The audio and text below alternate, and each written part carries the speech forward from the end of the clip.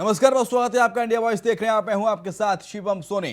रामनगर में कल से 3 दिनों तक G20 सम्मेलन का आयोजन किया जा रहा है। कल यानी कि 28 मार्च से 30 मार्च तक आयोजित होने वाले G20 सम्मेलन को लेकर सभी तैयारियां पूरी हो चुकी हैं और इस सम्मेलन में 20 देशों के लोग हिस्सा ले रहे हैं। उधर खालिस्तानी आतंकवादी गुरुपतवंत सिंह पन्नू ने इस सम्मेलन से पहले प्रदेश के मुख्यमंत्री को धमकी दी है और कहा है कि उत्तराखंड में उनके संगठन के लोगों पर मुकदमे दर्ज हुए तो इसके लिए मुख्यमंत्री जिम्मेदार होंगे।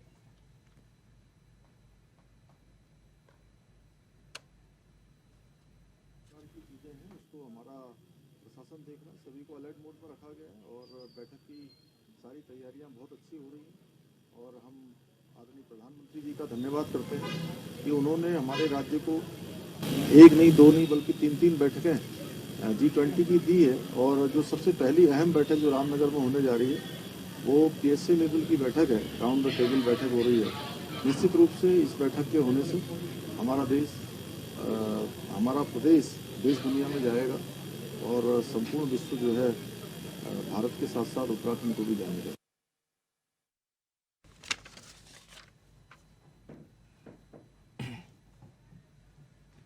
भरत शाह, ज्यादा जानकारी के लिए हमारे साथ हमारे सहयोगी इस वक्त जुड़ गए हैं। भरत शाह, खालिस्तानी आतंकी ने धमकी दिया मुख्यमंत्री पुष्कर सिंह धामी को, फिलहाल इसको लेकर किस तरह का अलर्ट है?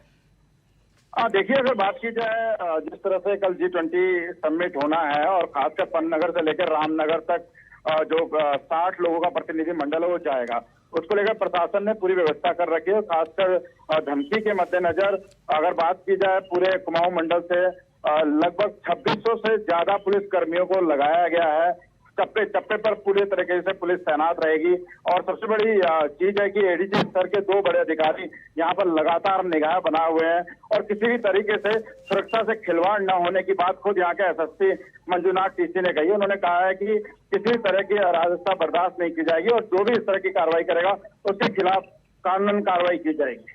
ठीक है, लेकिन इसको लेकर ये जो आतंकी है पन्नू अभी फिलहाल कहां पर है, इसको लेकर कोई अलर्ट जारी किया गया है और मुख्यमंत्री की सुरक्षा में इजाफा किया गया है क्या? जब से धमकी आई है तब से भरत अलर्ट है और साफ तौर से इनके द्वारा चेकिंग अभियान पूरे जनपद में चलाया जा रहा है, खासकर सीमाओं पर भी चलाया जा रहा है और ऐसी कोई स्थिति आती है तो उसके लेकर खुद SSP ने कहा है कि पुलिस पूरे तरीके से अलर्ट है और किसी भी तरीके से अगर वो भागने की कोई कोशिश करता है उसे भागने नहीं दिया जाएगा। बहुत शुक्रिया आपका भरत शाह तमाम सारी जानकारी को साझा करने के लिए।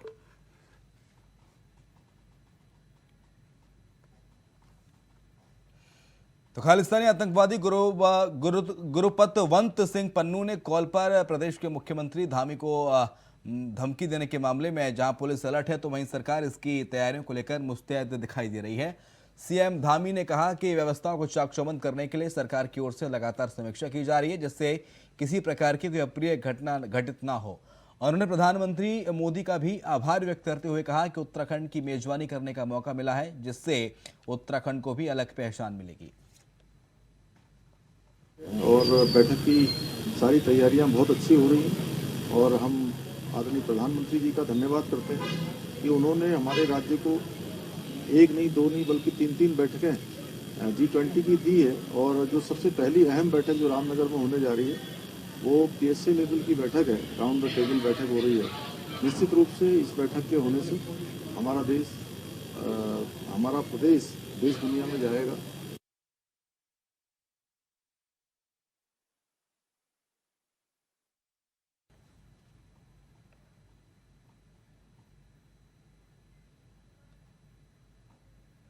खालिस्तानी नेता पन्नू के द्वारा की गई फोन कॉल के बाद से उत्तराखंड पुलिस अलर्ट मोड पर दिखाई दे रही है। पुलिस अधिकारी मामले में गहनता से जांच कर रहे हैं।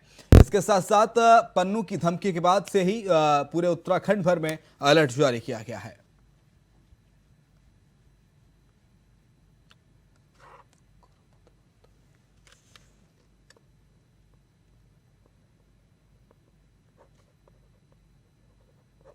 अभी ये जांच में प्राथमिक तौर पे ये पता चला कि ये स्पूफ्ड नंबर से जो है ये कॉल जो है रिकॉर्डेड कॉल जो है सभी को कुछ लोगों के पास भेजा गया है और इसका जांच जो है एसटीएफ अभी कर रही है। ऐसा लगता है कि ये जो है अभी G20 का जो इवेंट होने वाले रामनगर में उसको लेकर एक पब्लिसिटी गेन के लिए ये काम किया जा रहा है और उत्तराखंड पुलिस जो है पूरी तरीके से जो है मुस्तैद है और तथा इस टाइप का लोगों को जो भी मकसद है उसका पूरा होने नहीं देंगे और सुरक्षा का पक्का इंतजाम है। और जो है हमारा वरिष्ठ अधिकारीगण जो है रामनगर और उधम सिंह नगर डिस्ट्रिक्ट में जो है ब्रीफिंग रिहर्सल करके फोर्स को काफ़ी सेंसेस कर रखे हैं। अभी जो इनपुट आए हैं, जो कॉल्स रिसीव हुए हैं, इसी संबंध में भी फोर्स को सेंसेस करके और सतर्कता का जो है और बढ़ा दिया जा रहा है। खालिस्तानी आतंकवादी गुरुपतवंत सिंह पन्नू ने कॉल पर प्रदेश के मुख्यमंत्री को धमकी देने के मामले में सूबे की राजनीति गरमा गई है। सरकार पूरे मामले पर कठोर कार्रवाई की बात कह रही है तो वहीं विपक्ष खुफिया तंत्र को फेल सिस्टम पर सवाल खड़े कर रहा है।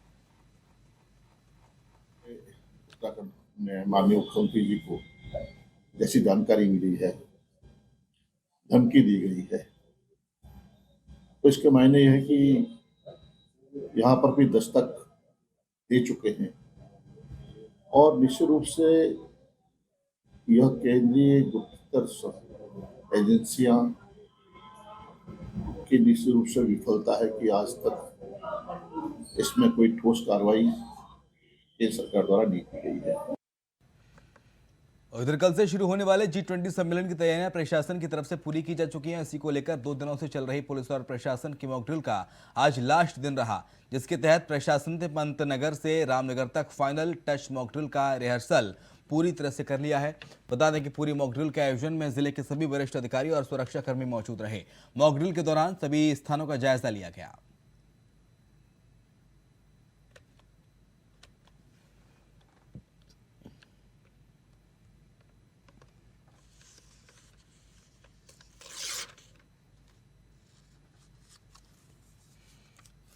जमरानी बांध परियोजना को केंद्रीय वित्त मंत्रालय ने प्रधानमंत्री कृषि सिंचाई योजना में शामिल करने के प्रस्ताव को स्वीकृति दे दी है।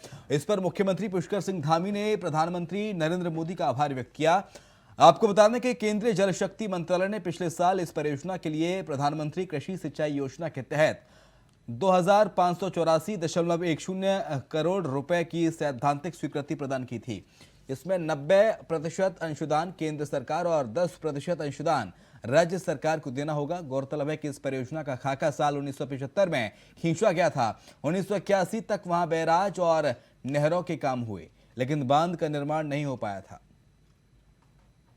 इस समय से ये परियोजना रुकी हुई थी और मैं आदरणीय प्रधानमंत्री जी का धन्यवाद करता हूं कि उन्होंने इसका संज्ञान लिया है और संज्ञान लेकर इसको अब जो औपचारिकताएं हैं वो पूरी हो रही हैं और जल्दी ही इसको पूर्ण स्वीकृति मिल जाएगी और जमरानी बांध निर्माण की दिशा में आगे बढ़ेगा।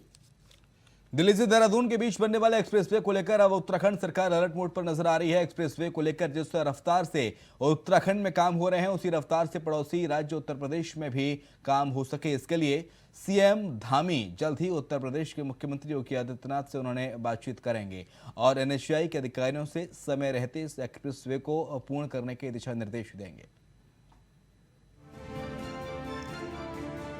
2 से ढाई घंटे में देहरादून से दिल्ली पहुंचने का जो सपना देखा गया था, वो सपना अब धरातल पर उतरता हुआ नजर आ रहा है।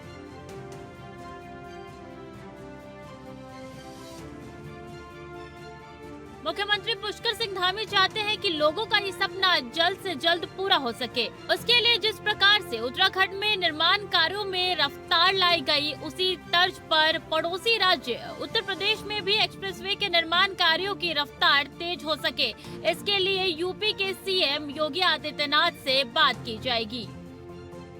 उत्तराखंड के स्तर पर तो हमने रात को काम करने की परमिशन दी हुई है, उत्तर प्रदेश से संबंधित है, तो मैं उत्तर प्रदेश भी माननीय योगी आदित्यनाथ जी से भी अनुरोध करूंगा कि इस पर जल्दी से जल्दी वहां की सरकार भी जो है इनको परमिशन दे देगी तो काम तेजी से होगा।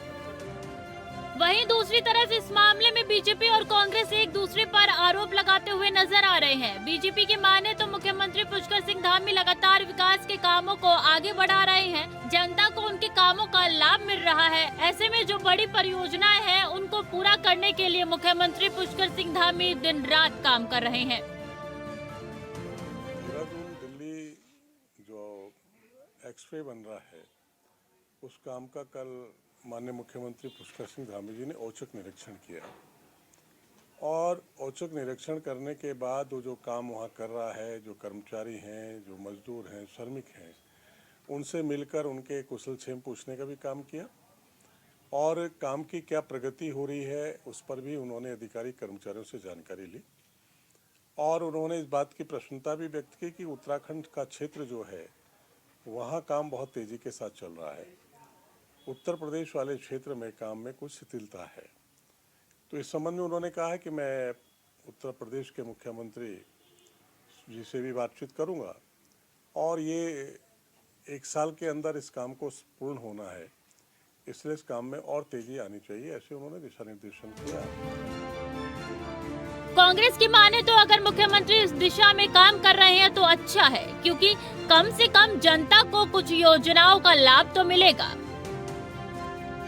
नहीं, बहुत अच्छी बात है अगर उसके लिए मुख्यमंत्री प्रयासरत हैं, कम से कम किसी बात के लिए तो प्रयासरत हैं और अगर ये काम होता है तो निश्चित रूप से उत्तराखंड लाभान्वित होगा और हम भी यही चाहेंगे कि समय अवधि जो दी गई है उसके रहते काम हो जाए, क्योंकि हमें बुलेट ट्रेन के सपने दिखाए गए, हमें मेट्रो ट्रेन के सपने दिखाए गए, हमें स्मार्ट सिटीज़ के सपने दिखाए गए, हमें 13 डिस्ट्रिक्ट 13 डेस्टिनेशंस के सपने दिखाए गए, लेकिन आज दिन तक भी कोई भी चीज़ इनकी पूरी नहीं हुई। ऑल वेदर रोड का वादा अभी तक पूरा नहीं हुआ, चट्टानों का कटान चल रहा है, सड़कों का चौड़ीकरण चल ही रहा है और अनवरत पता नहीं कितने सालों से हम ये झेल रहे हैं।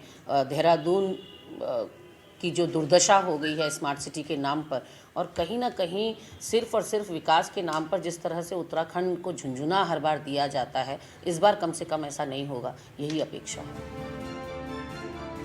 एक्सप्रेसवे को लेकर जिस रफ्तार से उत्तराखंड में काम हो रहा है उस रफ्तार से पड़ोसी राज्य उत्तर प्रदेश में भी काम हो सके, इसके लिए मुख्यमंत्री पुष्कर सिंह धामी जल्द ही उत्तर प्रदेश में मुख्यमंत्री योगी आदित्यनाथ से बातचीत करेंगे और NHAI के अधिकारियों से समय रहते एक्सप्रेसवे को पूर्ण करने के लिए दिशा निर्देश देंगे। देहरादून से अभी कैंतुरा की रिपोर्ट, इंडिया वॉइस। और एक छोटा सा ब्रेक ले रहे हैं, फौरन लौटेंगे। तो ब्रेक के बाद आपका स्वागत है। देहरादून के मेयर सुनील उनियाल गामा एक बार फिर से चर्चाओं में है। दरअसल 5 साल में उनकी संपत्ति 1-2 नहीं बल्कि 10 गुना तक बढ़ गई है। इसका खुलासा RTI में हुआ है। नेता प्रतिपक्ष यशपाल आर्य ने तंज कसते हुए कहा कि जो सरकार जीरो टॉलरेंस का नारा लगा रही है उसके तमाम नेता भ्रष्टाचार से जुड़े हैं।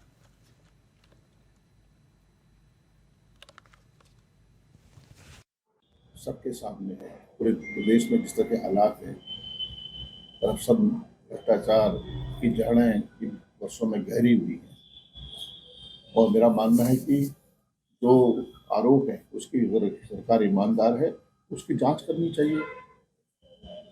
सरकार अगर ईमानदार है, सरकार भ्रष्टाचार जीरो टॉलरेंस की बात करती है, ऐसे आरोपों की दूसरे आरोप अगर हैं तो सिद्ध आरोप की जांच करनी चाहिए। रानी पोखरी पुलिस थाने का DIG देहरादून दिलीप सिंह कुमार ने वार्षिक निरीक्षण करते हुए थाने में तमाम व्यवस्थाओं का जायजा लिया। इस अवसर पर रानी पोखरी थाने में बनी महिला बैरक और आगंतुक कक्ष का उद्घाटन किया गया। निरीक्षण के दौरान थाना अध्यक्ष शिशुपाल सिंह राणा ने DIG देहरादून को अपराध के साथ क्षेत्र की गतिविधियों के बारे में जानकारी दी। पिछले साल जो भी काम है पुलिसिंग के संबंध में तो उनका पूरा एक हेड्स का जो है हम लोग समीक्षा करते हैं, देखते हैं और उसके हिसाब से फिर क्राइम के लिहाज से भी अभिलोगों का रखरखाव, इक्विपमेंट्स का रखरखाव, जो भी पिछले साल जितने भी पुलिसिंग के हेड्स में जो काम होने थे वो टारगेट को ऐसे अचीव किया ही नहीं किया। तो ओवरऑल इस थाने का जो है जो काम हो वो संतोषजनक। उत्तराखंड की धामी सरकार ने 23 मार्च को सफल 1 साल पूरा किया तो पूरे प्रदेश में सरकार ने संगठन के साथ मिलकर सरकार के विकास कार्यों को जन जन तक पहुंचाने के लिए हर ब्लॉक में 1 साल नई मिसाल के तहत कार्यक्रम का आयोजन किया। डोईवाला में भी विधायक ब्रजभूषण गौरेला भी की अध्यक्षता में धामी सरकार के 1 साल के पूरे होने पर 1 साल नई मिसाल कार्यक्रम के तहत बहुउद्देशीय शिविर का आयोजन किया गया। लोगों को विकास योजनाओं की जानकारी देकर लाभान्वित किया गया। इस दौरान नगरपालिका क्षेत्र के कई लोगों को प्रधानमंत्री आवास योजना से बने घरों की चाबी देकर सम्मानित किया गया। 1 साल पूरा हो गया है और पूरे प्रदेश के अंदर 1 साल के अंदर पूरे विकास के बहुत ही ऐतिहासिक काम हुए हैं। माननीय मुख्यमंत्री श्री पुष्कर सिंह धामी जी के नेतृत्व में दूरस्थ क्षेत्रों में विकास के बहुत अच्छे काम हुए हैं और आज हमारी विधानसभा में ये जो है बहुउद्देशीय शिविर लगाया गया है। आम जनता की सहभागिता इसमें है, बहुत अच्छे से हर विभाग ने इसमें लगभग 20 से ज़्यादा हमारे यहाँ पर बहुउद्देशीय शिविर इसके लगे हैं और जनता इसका लाभ भी ले रही है। जनता को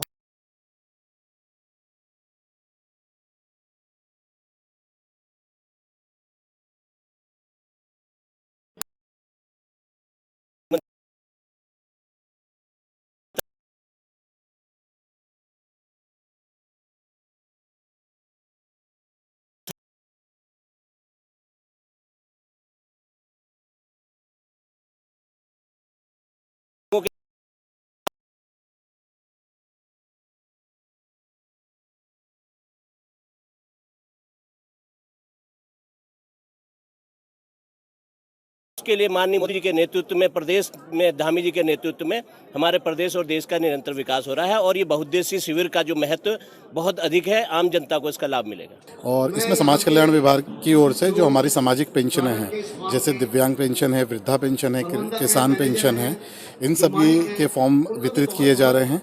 साथ ही जो हमारी अन्य योजनाएं जैसे अनुसूचित जाति जनजाति की पुत्रियों हेतु प्रोत्साहन राशि, विधवा महिलाओं की पुत्रियों के हेतु प्रोत्साहन राशि, इनके आवेदन पत्र यहाँ वितरित किए जा रहे हैं और इनसे संबंधित जो औपचारिकता हैं उनके बारे में अवगत कराया जा रहा है आम जनता।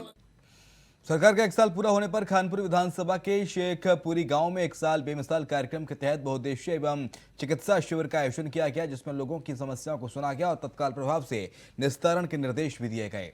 इस मौके पर विधायक उमेश कुमार ने कहा कि सरकार किसी की भी हो, जो अच्छे काम करती है उसकी तारीफ होनी चाहिए।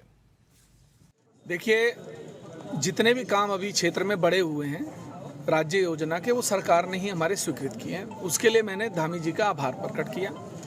लेकिन कुछ स्थानीय लोग जो इस षड्यंत्र में रहते हैं, किस तरह इसके कामों को विफल किया जाए, किस तरह इसके कामों में रोड़े अटकाए जाएं, ये खानपुर की जनता का काम है। अगर आप खानपुर के कामों में टांग अड़ाते तो इसका मतलब आप खानपुर की जनता के दुश्मन हैं और आप खानपुर के लोगों का विकास नहीं होने देना चाहते।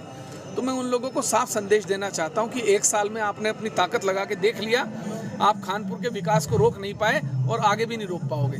1 साल में जो माननीय पुष्कर सिंह धामी की सरकार ने जो मिसाल पैदा की, आज उन्हीं का पूरी जनता के सामने जाना चाहिए कि हमारी सरकार क्या क्या कर रही है और क्या क्या आगे करने जा रही है। ये सब उसी का है। आज उत्सव न कह के इसे ये कहो कि हम अपनी सरकार के जो काम है वो अपनी जनता तक, उस व्यक्ति तक पहुंचने चाहिए जिस तक नहीं पहुंच पाते। इसके माध्यम से हम उन तक पहुंचाना चाह रहे हैं, आपके माध्यम से और उनके इसके माध्यम से।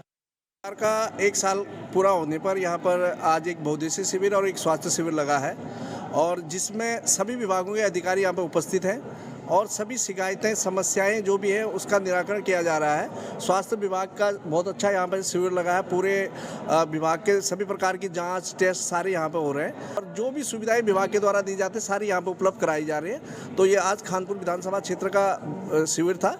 कल युवराज पैलेस पे लक्सर विधानसभा का शिविर का भी आयोजन किया जाएगा। देहरादून में जिलाधिकारी सोनिका ने जन सुनवाई की और लोगों की समस्याओं को सुना, परेशानी सुनी। उसके निस्तारण को लेकर अधिकारियों को जरूरी दिशा निर्देश दिए गए। सोमवार को जन सुनवाई के दौरान ज्यादातर शिकायतें घरेलू मार पिटाई के साथ बिजली, पानी और रोड को लेकर आई।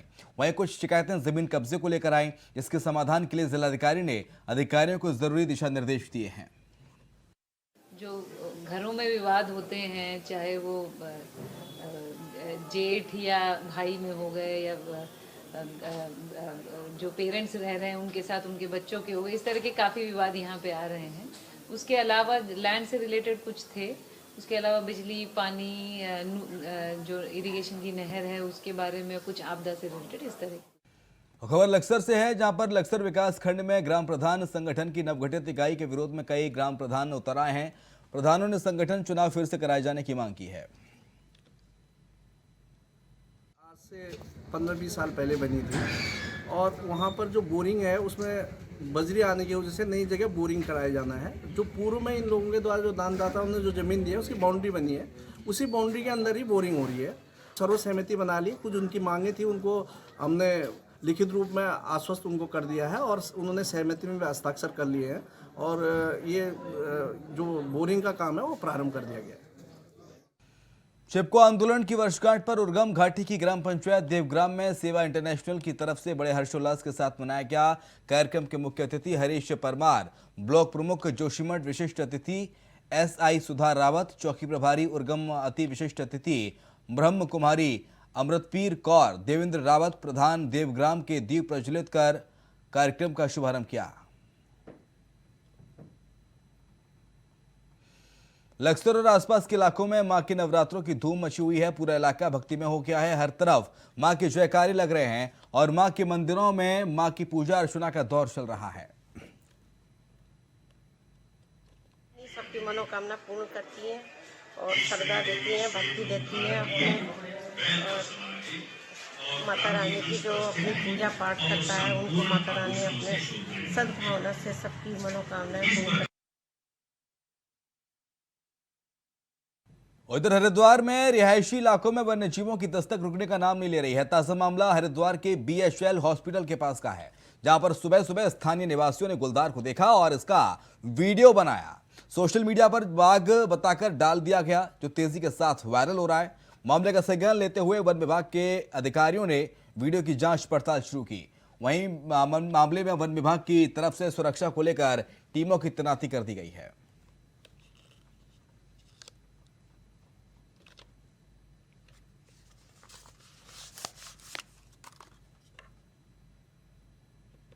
देवभूमि समाचार में इतना है।